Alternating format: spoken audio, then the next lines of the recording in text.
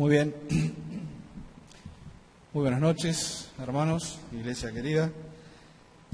Gracias, chicos, por este tiempo tan bueno de alabanza, que nos invita a elevar nuestra mirada, aunque sea por un ratito, ¿verdad?, de todo lo que acontece aquí en nuestro diario vivir.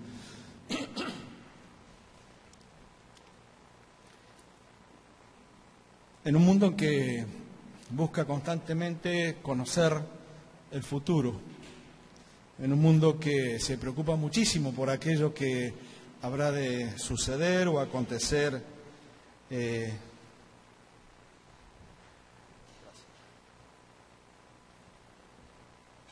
un mundo que se preocupa muchísimo por tratar de saber y conocer qué es lo que va a acontecer siempre un día más adelante, siempre preocupados por ese futuro.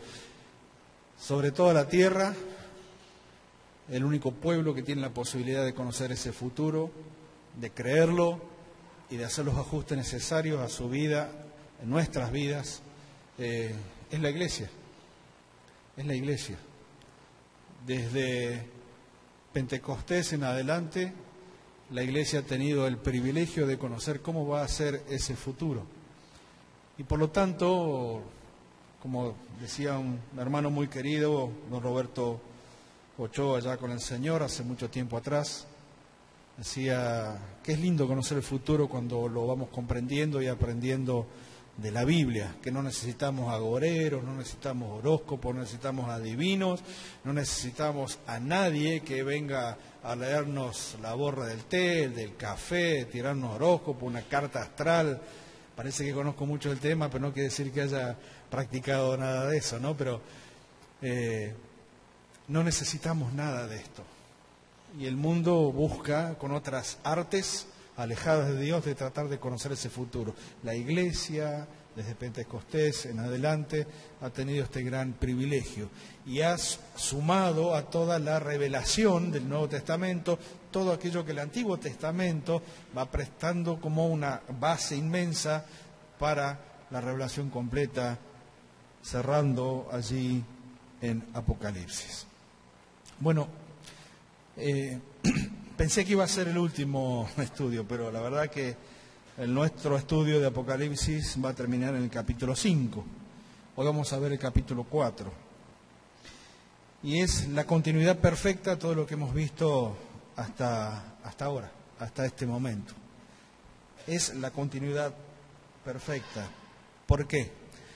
Porque Apocalipsis capítulo 1, capítulo 2 y capítulo 3 nos ha abierto una perspectiva dolorosa a veces, de aliento otras veces, pero nos ha abierto una perspectiva de nuestra realidad. Todos sabemos que el libro de Apocalipsis tiene tres grandes divisiones naturales, tal como lo menciona en el capítulo 1 y versículo 19, si no me equivoco, vamos hacia allá, en donde Juan recibe estas instrucciones de aquel que era en un momento la voz, pero era una voz que él identificó y vuelto pudo contemplar aquel que había sido el Salvador, su Maestro, su Señor, el mismo Señor Jesucristo resucitado y glorificado. Y allí en Apocalipsis capítulo 1, versículo 19, y después de haberse presentado el Señor Jesucristo con aquella presencia sumo sacerdotal, inclusive judicial, en sus vestiduras y en los elementos que lo van describiendo a él, le da la clave de la interpretación completa de lo que nosotros conocemos como el Apocalipsis o la revelación. Y dice: escribe las cosas que has visto, las que son y las que han de ser después de esta. Nosotros ya hemos visto o desarrollado a lo largo del estudio de capítulo 1, 2 y 3, dos de esas etapas, una que aconteció, una en la cual todavía estamos inmersos, vivimos en esa etapa, y lo que todavía resta. Las cosas que son, las cosas que has visto tienen que ver con la visión primera que Juan tuvo en el capítulo 1, de todo lo que tenía que ver con la persona del Señor Jesucristo, la persona del Salvador, la persona de Cristo. Ahí Juan puede contemplar una vez más en el exilio, en la isla de Patmos, aquel Salvador amado, aquel Salvador sobre el cual apoyó su cabeza sobre su pecho. El único discípulo que estuvo tan cerca que pudo sentir el latido del Señor Jesucristo, un corazón que horas después habría de cesar allí en la cruz. Y Juan, en ese éxtasis y en esa visión maravillosa, contempla a Jesucristo, contempla al Salvador y lo contempla, gracias, y lo contempla de una manera maravillosa. Esas son las cosas que has visto. Son las cosas que nosotros también hemos visto y las cosas que cada vez que leemos, vemos. Cada vez que vamos a leer el libro de Apocalipsis y leemos ese capítulo 1, son las cosas que Juan vio y que nosotros vemos y tenemos el privilegio de verlas, si queremos, todos los días de nuestra vida. Capítulo 2 y capítulo 3 es el repaso de una serie de iglesias allí en Asia Menor, en donde cada una de ellas van mostrando en visión de el Señor Jesucristo el estado de aquellas iglesias. Y cada una de ellas pueden verse de diferentes maneras. O era simplemente el estado de aquellas iglesias locales, o era a la vez el desarrollo del estado espiritual de cada iglesia a través de los tiempos. Y al hablar del estado espiritual de cada iglesia a través de los tiempos, es hablar del estado espiritual de cada uno de nosotros, de cada uno de aquellos creyentes que la componen, cada iglesia local, de tal forma que podemos identificarnos con cada una de ellas en sus virtudes, en sus caídas, en sus defectos, en las alabanzas que hace el Señor, en los reproches que les hace el Señor y también en el silencio que a veces el Señor emite. Y entonces esta segunda división que ya hemos repasado a lo largo del estudio de las 7 iglesias del Apocalipsis, o las cartas a las 7 iglesias del Apocalipsis, siguen siendo para nosotros las cosas que son. Es contemporáneo, son las cosas que son las cosas que nos suceden como iglesia local. Son las cosas que le suceden a una iglesia en La Quiaca, en Mozambique, en Kamchatka y en cualquier lugar de esta tierra, desde lo más lejano hasta los más cercanos, donde haya un grupo de redimidos que hayan comprendido el mensaje de Jesucristo, que lo hayan abrazado y que hayan tomado el compromiso de seguirle hasta lo último. Entonces, las cosas que son nos interesan muchísimo, porque nos describe como iglesia, pero también nos describe como familia, como matrimonio y como persona. Y nos describe al punto tal de tener que contemplarnos ante el espejo de la palabra, mirarnos, evaluarnos, y como tenemos que hacer todos los días de nuestra vida, ¿qué hacemos? Ajustes, ¿verdad? Vamos haciendo los ajustes necesarios. Cada vez que nos acercamos a la palabra, es el espejo que nos muestra la imagen de lo que somos y de lo que hacemos. A veces la imagen nos gusta, a veces no nos gusta, a veces nos entristece, tanta reacción que tenemos ante un espejo, ¿verdad? Pero es lo que somos, es lo que somos. Esta frase la compartí muchas veces, de un hombre que dijo que muchos leen libros, pero este libro es el único que me lee a mí, refiriéndose a la Biblia.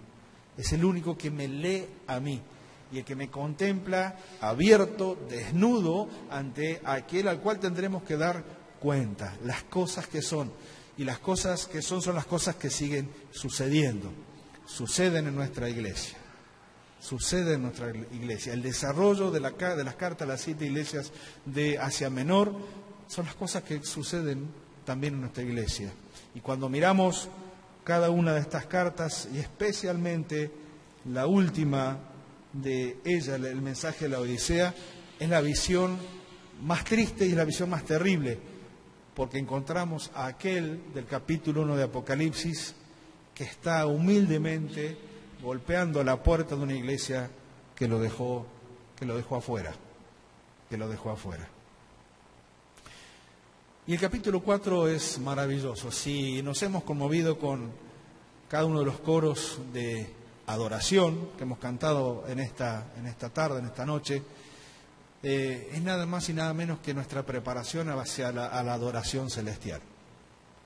Cada coro que entonamos, cada doxología que expresamos, cada expresión de alabanza, de adoración hacia el Trino Dios en este plano de la tierra, es la preparación de nuestra vida hacia aquello que será realizado en suma perfección. No habrá muerte, no habrá dolor, no habrá llanto, no habrá pecado, por supuesto, no habrá absolutamente nada que afecte lo perfecto que tendrá que estar delante el perfecto. Y la iglesia redimida, salva, limpia, y habiendo pasado por el tribunal de Cristo y habiendo pasado por las bodas del Cordero, se encontrará en un momento, y nos encontraremos, hermanos, en un momento, alabando y honrando a nuestro Dios. Una imagen maravillosa, una imagen que no alcanza aún nuestra imaginación para tratar de comprender todo aquello que, aún en la revelación de las Escrituras y la iluminación del Espíritu Santo para comprender y para entender, nos alcanza por una sencilla razón. Esta es la mente de Dios y esta es nuestra mente. Roguemos para que el Señor nos dé luz para comprender y para aplicar cada día más todo aquello que, aún conociéndolo de antemano a través de la Escritura, no tengo dudas que estando allí nos asombraremos y quizás más de uno de nosotros nos quedaremos mudos ante aquella escena maravillosa. Vamos a leer Apocalipsis capítulo 4. Estas son las cosas, y aquí desde el capítulo 4 hasta el 22, son las cosas que habrán de suceder después de estas, ¿sí? De esto que estamos viviendo como iglesia. Cuando la iglesia sea arrebatada, comenzará esta etapa. Y dice el capítulo 4 lo siguiente. Juan escribe y dice: después de esto miré, y aquí una puerta abierta en el cielo, y la primera voz que oí, la voz del Salvador, como de trompeta, capítulo 1, hablando conmigo dijo: sube acá, y yo te mostraré las cosas que sucederán después de estas. Y al instante yo estaba en el Espíritu, y he aquí un trono establecido en el cielo, y en el trono uno sentado, y el aspecto del que estaba sentado era semejante a piedra de jaspe y de cornalina. Había alrededor del trono un arco iris, semejante en aspecto a la esmeralda. Y alrededor del trono había 24 tronos, y vi sentado en los tronos a 24 ancianos, vestidos de ropas blancas, con coronas de oro en sus cabezas. Y del trono salían relámpagos y truenos y voces, y delante del trono ardían 7 lámparas de fuego, las cuales son los 7 Espíritus de Dios. Y delante del trono había como un mar de vidrio semejante al cristal. Y junto al trono y alrededor del trono, 4 seres vivientes llenos de ojos delante y detrás. El primer ser viviente era semejante a un león, el segundo era semejante a un becerro, el tercero tenía rostro como de hombre, y el cuarto era semejante a un águila volando. Y los 4 seres vivientes tenían cada uno 6 alas, y alrededor y por dentro estaban llenos de ojos. Y no cesaban día y noche de decir: Santo, Santo, Santo es el Señor Dios Todopoderoso, el que era, el que es. Y en la rima de nuestra cabeza decimos: y el que vendrá, ¿sí? Pero es: y el que ha de venir. Y siempre que aquellos seres vivientes dan gloria y honra y acción de gracias al que está sentado en el trono, al que vive por los siglos de los siglos, los 24 ancianos se postran delante del que está sentado en el trono y adoran al que vive por los siglos de los siglos, y echan sus coronas delante del trono diciendo: Señor, digno eres de recibir la gloria y la honra y el poder, porque tú creaste todas las cosas, y por tu voluntad existen y fueron creadas.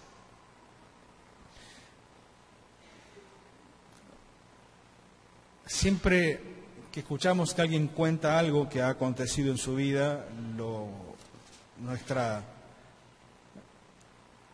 experiencia en relación es tratar de ponernos en el lugar del otro para tratar de comprender, ¿sí? A veces es más sencillo, otras veces no tanto ponernos en el lugar de otro. Y ponernos en el lugar de Juan, en los zapatos de Juan, cuando él tiene toda esta visión y contempla todo esto que impacta profundamente su vida, y que tenemos que entender que Juan expresa con sus palabras de acuerdo a un contexto cultural, a un contexto de idioma y un contexto de conocimiento, y entonces él trata de expresar en palabras humanas aquello que para el apóstol Pablo fue, ¿se acuerdan cómo dice? Inefable, imposible de describir. Para Pablo, subiendo al tercer cielo, contempló y no se le dio el permiso de expresar todo lo que contempló. El Señor ya tenía estipulado a una persona para esa tarea.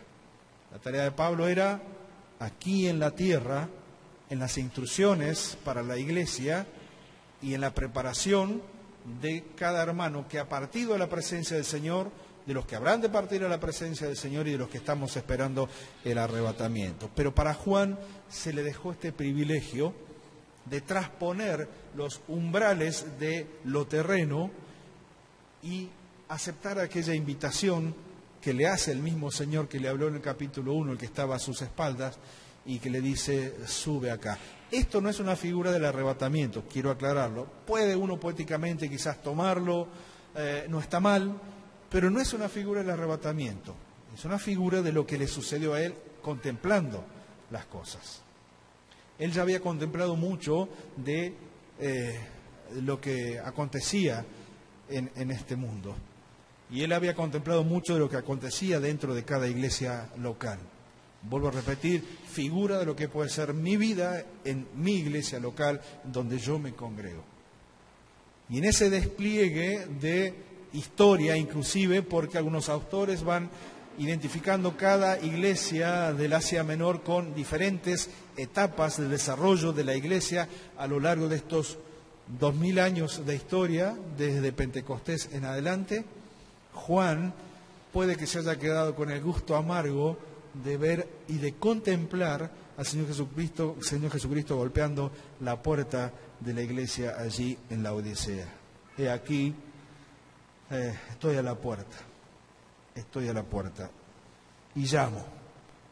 La última imagen que tuvo el Señor Jesucristo. Pero para que Juan pudiese comprender que la última palabra siempre la tiene Dios, es también el aliciente para nosotros. Puede ser que estemos pasando por momentos de debilidad, puede ser que estemos pasando por momentos de tristeza, puede ser que estemos pasando por momentos de prueba, de angustia, es decir, todas aquellas cosas comunes, humanas, a este tiempo que nos toca vivir aquí en la tierra. Pero vuelvo a repetir, los únicos que tenemos perspectiva gloriosa somos los hijos de Dios. Los únicos que tenemos perspectiva de gloria eterna y donde podemos leer los himnos que cantamos, poesías que hablan al respecto y que tratan de amalgamar cada mejor palabra para expresar, siempre nos quedaremos cortos para expresar todo lo que nos espera allí en el cielo con nuestro Señor. Y entonces la mirada de Juan hacia lo terrenal se transporta inmediatamente hacia lo celestial. Y aquel que lo llama y que le invita, que le muestra una puerta abierta allí en el cielo, le dice, sube acá y yo te mostraré las cosas que sucederán después de esta. Yo te presento una puerta que permanece abierta, ¿sí? En el libro de Apocalipsis encontramos la mención de 4 puertas abiertas en Apocalipsis. La primera de ellas es la puerta de la oportunidad. Allí el Cristo resucitado le dice a la iglesia en Filadelfia, yo te presento una puerta que permanece abierta, Apocalipsis 3:8. Dice, esta es la puerta de la oportunidad, por la que podía llevarse el mensaje del Evangelio a las regiones en donde todavía no había llegado. Y esa es la puerta que nosotros estamos presentando continuamente cada vez que predicamos el Evangelio. Ya sea que sea mi vecino al lado de casa, al de frente o de la cuadra. Ya sea que tenga un llamado para ir a las naciones. Ya sea que sea llamado a ser misionero como con una base operativa en la iglesia local. Pero eso no quita la responsabilidad de que toda la iglesia, aquellos que la componemos, tengamos que llevar adelante esta tarea. El mundo se encuentra encerrado en oscuridad y la única puerta abierta que puede recibir es la puerta del mensaje de salvación. Y nosotros tenemos la oportunidad de abrirles a aquellos que todavía no tienen Cristo en su corazón. Puerta en Apocalipsis. La segunda puerta es la puerta del corazón. Dice allí en Apocalipsis 3:20, dice, si alguno oye mi voz y abre la puerta, entraré a él y cenaré con él y él conmigo. Y aunque sí es cierto, está hablando de una iglesia local y le está hablando a creyentes, cada uno puede endurecer su corazón ante el llamado de Dios o puede ser barro moldeable y permitir que Dios trabaje en nuestra vida. La tercera puerta es esta, una puerta en el cielo. Es la puerta que da acceso a Dios por medio de Jesucristo. La cuarta puerta se encuentra en el capítulo 19, versículo 11, donde se ve que los cielos se abren, el lugar por donde atravesará el Señor Jesucristo con sus huestes para venir a instaurar el reino milenial. La Biblia está llena de puertas, está llena de puertas. La más terrible es la puerta que se cierra, ¿verdad? Ya bastaría la enseñanza del diluvio, cuando la puerta del arca es cerrada por Dios y ya nadie podía entrar. Solamente los que estaban resguardados en ese lugar gozaban de protección. Y llegará también un día para esta humanidad en donde la iglesia ya no estará aquí, donde seremos arrebatados y las puertas que se tienen que cerrar irán cerrándose una tras una. ¿Por qué digo esto? Porque aún después de que la iglesia no esté presente aquí en la tierra, en el tiempo de tribulación y gran tribulación, sí quedarán todavía testigos, judíos, convertidos a Cristo por el Evangelio del Reino, quienes llevarán el mensaje del Reino. Dice que muchos serán salvados, pero así de la misma forma en que fueron salvados, también pasarán por un proceso de entrega de sus vidas por la causa de Cristo. Y luego en Apocalipsis veremos que se habla de aquellos santos de la tribulación y de la gran tribulación. Y las puertas se irán cerrando. Y quedará una sola puerta, la puerta del juicio de Dios cuando Cristo venga a reinar en este mundo. Sube acá y yo te voy a mostrar las cosas que sucederán después de estas. Al instante estaba yo en el Espíritu, dice Juan. Condición indispensable para comprender lo que Dios nos quiere decir. Si bien es una cuestión para él que lo describe en el Espíritu como una cuestión de una condición espiritual alta, o la más alta que cualquier ser humano en esta tierra pueda acceder, esa comunión perfecta en donde solamente queda ver lo que Dios quiera mostrar, comprender lo que Dios quiere enseñar y transmitir lo que Dios quiere transmitir, es una condición. Se nos pide a nosotros como hijos e hijas de Dios, ya que no vamos a recibir otra revelación salvo lo que está en la palabra de Dios, se nos pide que andemos en el Espíritu, que es una condición necesaria, esencial en nuestra relación con Dios. Andad en el Espíritu y no satisfagáis, dice, los deseos de las carnes, es decir, todo aquello que constantemente está compitiendo con nuestra vida espiritual, con el nuevo hombre que somos, hombres y mujeres, en Cristo Jesús.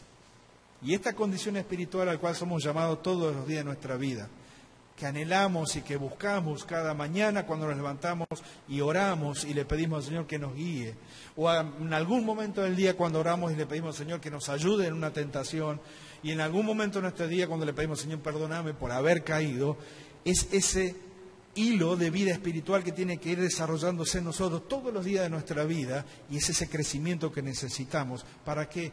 Para comprender cada día mucho más lo que Él quiere decirnos a través de su palabra. Al instante dice, yo estaba en el Espíritu. Yo, dice Juan, estaba en el Espíritu. Y he aquí algo que nosotros muchas veces lo entendemos físicamente. Un trono establecido. Y está bien la imagen, No nos olvidemos que a una de las iglesias del Apocalipsis le dice que había un trono establecido allí. ¿Se acuerdan? No era el trono de Dios, era el trono de Satanás. Y tanto uno como el otro, el trono de Satanás en la tierra y el trono de Dios en el cielo, no están describiendo algo físico, están describiendo un estado de autoridad. Satanás con una autoridad limitada en esta tierra porque solamente hace hasta donde Dios le permite hacer. Dios con una autoridad absoluta y con un desarrollo de su autoridad en los cielos, pero también en la tierra, en el pasado, en nuestro presente y en el futuro. Y un trono al cual no se le escapa absolutamente nada y al cual están sujetos absolutamente todas las cosas. El trono de Dios. 13 veces ocurre esta expresión. 3 veces en este capítulo.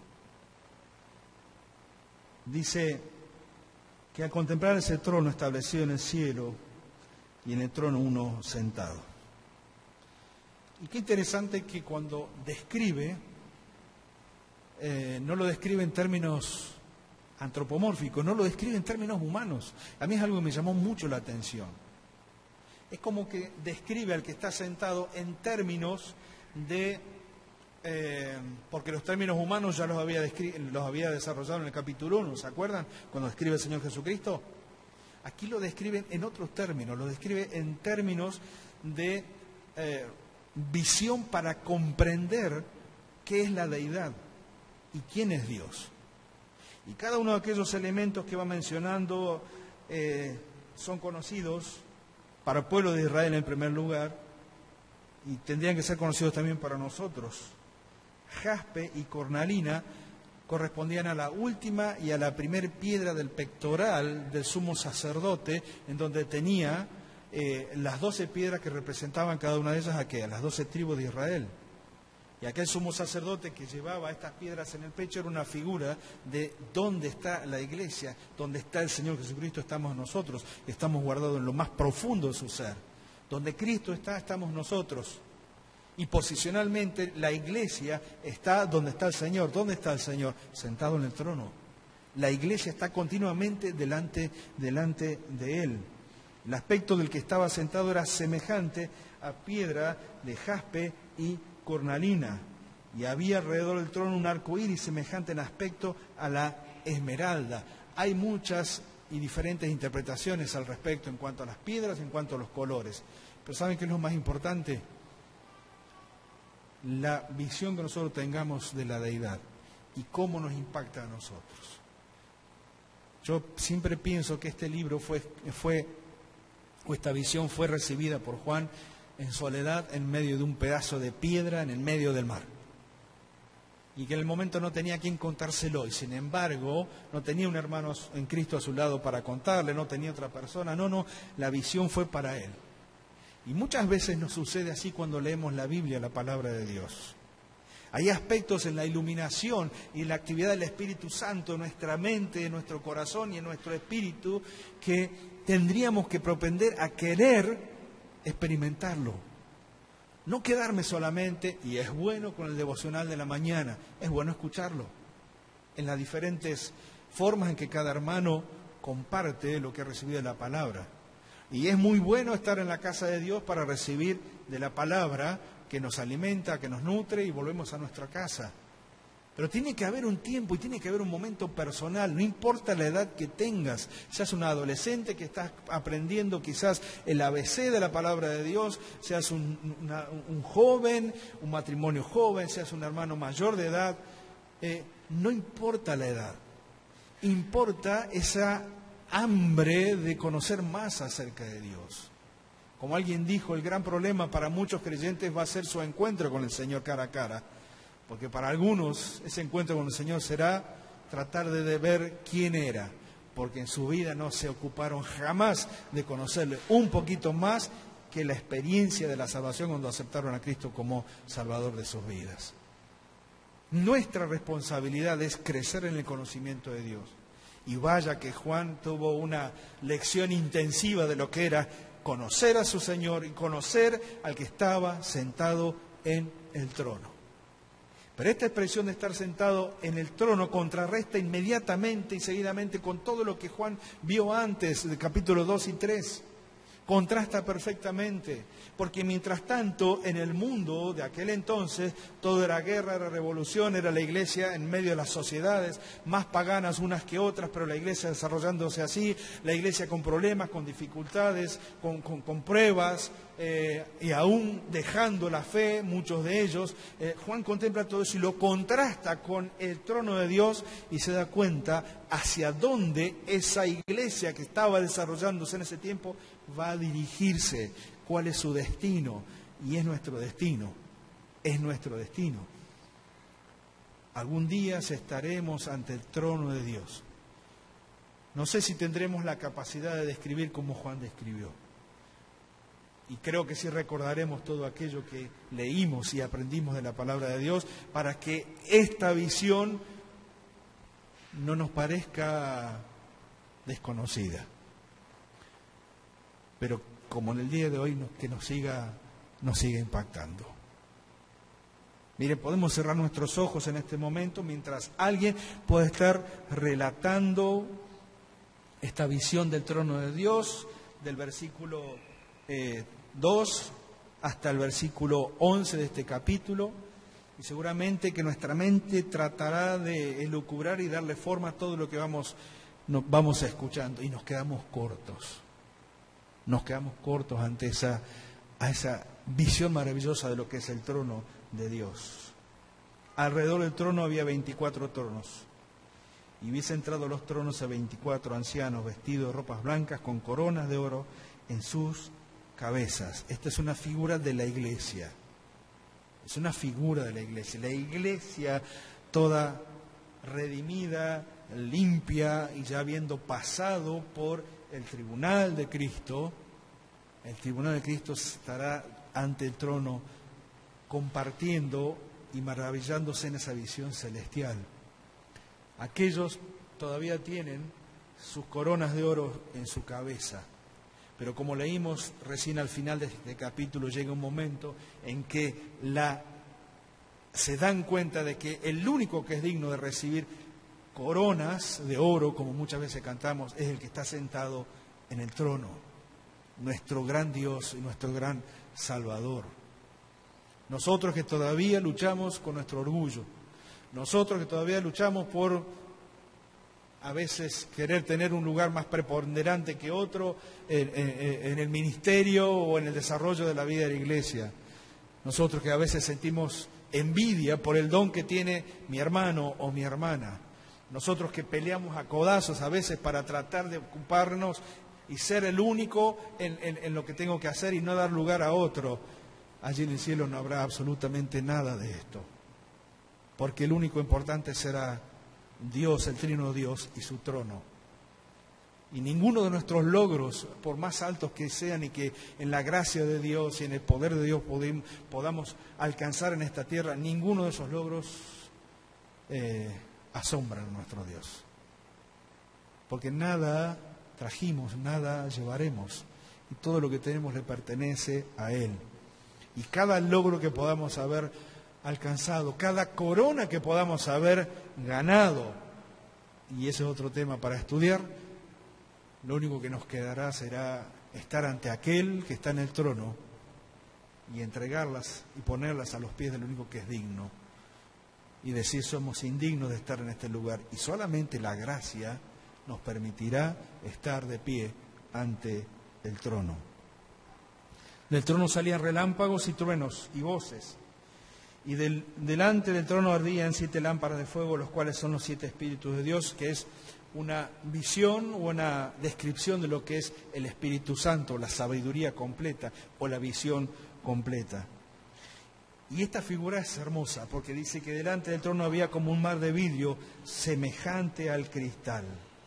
Y es interesante porque no dice que en el cielo hay mar, está diciendo que hay como un mar de vidrio semejante al cristal. Y es interesante porque el mar siempre fue un problema para el pueblo de Israel. El mar siempre fue adverso a la experiencia del pueblo de Israel. El pueblo de Israel no eran grandes navegantes, podían navegar dentro de sus mares internos o lagos internos, pero no se aventuraban a ir a la costa y agarrar el Mediterráneo y desarrollar una gran flota. No era su fuerte, porque el mar siempre fue una figura del mundo contrario a ellos. Si ellos tenían que describir la perfección de algo que se desarrolla, que tiene principio y que tiene fin, no era el mar. Ellos hablaban del río de Dios, pero el mar siempre fue un problema porque habla de la multitud, habla de aquello que está opuesto a ellos, habla acerca de las naciones que como un mar se despliegan en contra del pueblo de Israel. Pero saben una cosa, ante esta figura en donde el mar es lo tumultuoso, en donde el mar es lo que nos preocupa, en donde el mar es el lugar en donde se producen todo lo que nos desestabiliza, el mar de vidrio semejante al cristal nos habla acerca de que allí en el cielo no hay revolución, allí en el cielo no hay oposición, en el cielo no hay naciones, no hay personas que se opongan a la voluntad de Dios. Y si en la tierra un mar revoltoso, mirando hacia la actitud de los corazones de las naciones y de las personas en esta tierra, en el cielo no lo hay. Y eso nos da la pauta de la paz que habremos de experimentar como quizás nunca la experimentamos en esta tierra. Porque la vez que comenzamos a experimentar un tiempo de paz, entendemos que a nuestro alrededor Satanás, el mundo y aún nuestra propia carne se combinan simultáneamente para sacarnos del eje de nuestra vida espiritual y llevarnos a la zozobra de este mundo. En el cielo no hay nada de esto. Y allí está el trono de Dios. Y el trono del cual surge todo lo bueno, todo lo que anhelamos en cuanto al bien y en cuanto a la justicia y en cuanto a la equidad. El trono de Dios nos garantiza esto en forma completa y perfecta allí en el cielo, pero también cuando hablamos del señorío de Cristo, Cristo enseñorado en nuestra vida, ocupando el lugar que tiene que ocupar y de esa manera dándonos la paz que este mundo no conoce. En el mundo tendréis aflicción, pero la paz que necesitamos cada día en nuestra vida proviene de nuestro Dios. Alrededor del trono 4 seres vivientes llenos de ojos delante y detrás. Es una descripción de querubines. Estos seres vivientes semejantes a 4 elementos que tienen que ver con esta tierra. A la vez nos están marcando sus características, lo que podríamos y tendríamos que ser cada uno de nosotros, nuestro servicio a Dios. El primer ser viviente, versículo 7, semejante a un león. El segundo ser viviente, semejante a un becerro. El tercer ser viviente, semejante o con un rostro como de hombre. Y el cuarto ser viviente, semejante a un águila volando.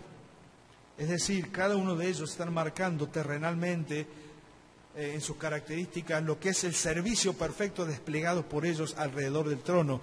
Y la verdad que es difícil de comprender porque dice que aquellos 4 seres vivientes llenos de ojos delante y detrás, lo cual habla de sabiduría, ¿sí? Dice, están junto y alrededor del trono. Es decir, que hay un plano que a nosotros nos está faltando para poder comprender la escena. Pero Juan lo tiene que describir de esta manera. Juan tiene que describirlo de esta manera. Y cada uno de ellos, los 4 seres vivientes, versículo 8, que tenían cada uno 6 alas y alrededor y por dentro estaban llenos de ojos, no cesaban día y noche de decir: Santo, Santo, Santo es el Señor Dios Todopoderoso, el que era, el que es y el que ha de venir. Esta es una doxología, es una expresión de alabanza y de adoración. Pero a la vez cada uno de estos 4 seres vivientes nos describen a nosotros en cómo tendría o debiera ser nuestro servicio aquí en la tierra. Tendríamos que ser fuertes y aguerridos como un león. Tendríamos que ser humildes y trabajadores como un becerro. Tendríamos que ser como hombres perfectos para nuestro Dios y tendríamos que ser veloces para servir ante la mínima indicación del Señor a nuestras vidas. Ellos lo hacen en perfección allí en el cielo. Nosotros nos estamos perfeccionando aquí en la tierra. Y la verdad que particularmente me quedo absolutamente corto en pensar cómo va a ser nuestro servicio en el cielo. Me quedo absolutamente corto. Si llego a ser un buen siervo fiel, en lo poco has sido fiel, sobre mucho te pondré y entra en las glorias o el reposo de tu Señor. Es lo que anhelo, es lo que anhelo. La pregunta es, ¿cómo va a ser nuestro servicio allí en el cielo? ¿Tendremos que administrar galaxias? ¿Tendremos que administrar otras constelaciones? ¿Seremos participantes de aquel consejo en donde el Señor compartirá con su iglesia? Porque la verdad, hermanos, si nos imaginamos el cielo como una nube en donde estaremos cada uno en nuestra nube personal por toda la eternidad tocando el arpa, la verdad que es lo más aburrido que podemos pensar de lo que es el cielo. El cielo es tal como es nuestro Dios, dinámico, activo, productivo, creativo. Y la iglesia y cada uno de nosotros estaremos allí en esa dimensión. Estos 4 seres vivientes nos marcan entonces que su actividad era expresar esta alabanza, esta doxología ante Dios. Y de allí también podemos aprender. Porque cada uno de nosotros, queridos hermanos, en este tiempo, podemos decir, y hasta podemos ponerle música. Algunas de estas palabras forman parte de nuestros coros que cantamos habitualmente, pero podemos decir, santo, santo, santo es el Señor Dios Todopoderoso, el que era, el que es y el que ha de venir. Es la visión completa de aquel Dios que no tiene principio ni fin, el que es eterno. Es la visión que nosotros hoy tenemos de Dios. Y siempre que aquellos seres vivientes dan gloria, es decir, siempre dan gloria, es decir, que continuamente dan gloria a Dios en esta actividad y honra y acción de gracia al que está sentado en el trono, al que vive por los siglos de los siglos. Dice que los 24 ancianos se postran delante del que está sentado en el trono y adoran al que vive por los siglos de los siglos y echan su corona delante del trono diciendo, Señor, digno eres de recibir la gloria, la honra y el poder, porque tú creaste todas las cosas y por tu voluntad existen y fueron creadas. Mi intención no era describir palabra por palabra de cada una de las cosas que tenemos en esta visión perfecta. Mi intención en esta noche, hermanos, es pensar de que si estamos viviendo en este mundo con las características de cada una de aquellas iglesias que conformaron en su momento las 7 iglesias del Asia Menor descritas en el Apocalipsis y en cada carta que fue entregada. Si nuestra experiencia aquí en esta tierra tiene que ver con todo lo terrenal que se cruza con todo lo espiritual que vivimos cada día de nuestra vida, hermanos, nuestra mirada no está puesta en lo que acontece acá exclusivamente. Nuestro corazón se afirma en aquel trono que está en el cielo, que nos da un pantallazo de lo que será nuestra estadía allí en el cielo, que nos dice que formaremos parte de aquellos que adoraremos en perfección a nuestro Dios, que me dice que no hay forma de acercarse a ese trono si no es a través de un corazón contrito y humillado, y en humildad cada uno de nuestros logros serán puestos a los pies de aquel que es digno de toda gloria, toda honra y de toda alabanza. Pero además, este capítulo 4 me enseña cómo adorar. Me enseña qué palabras decir. Me enseña cómo puedo dirigirme a este gran y maravilloso Trino Dios. Y entonces los 4 seres vivientes me enseñan que yo puedo seguir exaltando aquella condición de nuestro Dios, de mi Dios, que decir que Él es santo, santo, santo. Un Dios al cual no tenía acceso, un Dios al cual no tenía entrada, y sin embargo por la obra de Cristo, y habiendo sido santificado y posicionalmente santo delante de Dios por la obra de Cristo en la cruz, hoy puedo llegar. Y mañana en la cena seguramente también, porque habitualmente nos preparamos para el primer día de la semana y muchas veces nos olvidamos del resto de los 6 días que la conforman. Y entonces el sábado siguiente caigo en conciencia de que tengo la cena del Señor y me tengo que preparar una vez. Santo, santo, santo es todos los días de la vida. Y el Señor me dice que puedo llegar ante Él todos los días de mi vida y cada momento de mi día. El Dios Santo me recibe a mí, pecadores por nacimiento, pecadores por herencia, pecadores por naturaleza y pecadores por práctica, pero rescatados por la obra de Cristo y puestos en un lugar de privilegio, la antesala del cielo.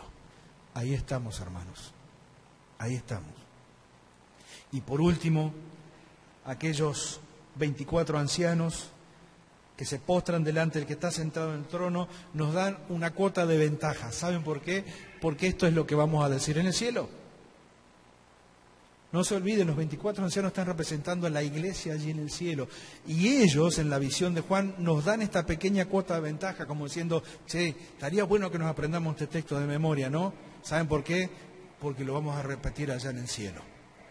Lo vamos a repetir en el cielo. Y corremos con esta ventaja, cosa de que no lleguemos desprevenidos sin saber qué decir. El Señor sabe y nos dice, estas son las palabras que van a honrar al que está sentado en el trono. ¿Cuáles palabras? Señor, tú eres digno de recibir gloria, honra y poder, porque tú creaste todas las cosas, inclusive a mí, y por tu voluntad existen y fueron creadas. ¡Qué visión maravillosa! ¡Qué contemplación que tuvo Juan! Pero qué condescendencia que ha tenido Dios de querer mostrarnos a nosotros, hombres y mujeres que batallamos todos los días de nuestra vida, de querer mostrarnos esto que acontecerá en el cielo para prepararnos de antemano para ese día. Tarea para el hogar. Ya sabemos lo que puede ser la iglesia, tal como hemos visto en la descripción de cada una de las cartas. Y todo eso se va a terminar. En algún momento seremos arrebatados.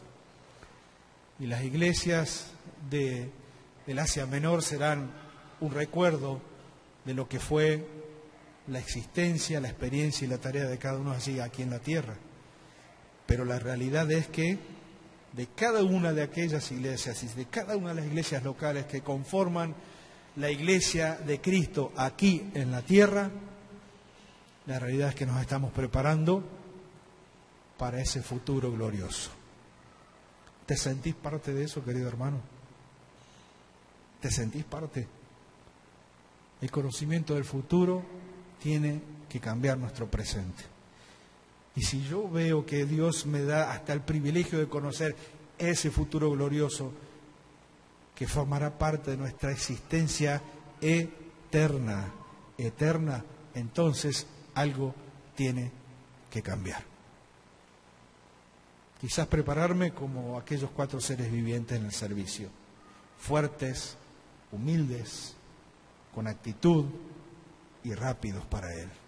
Pero nunca olvidar que cualquier logro que tengamos, lo único que podemos hacer es decir, lo hicimos por tu buena voluntad.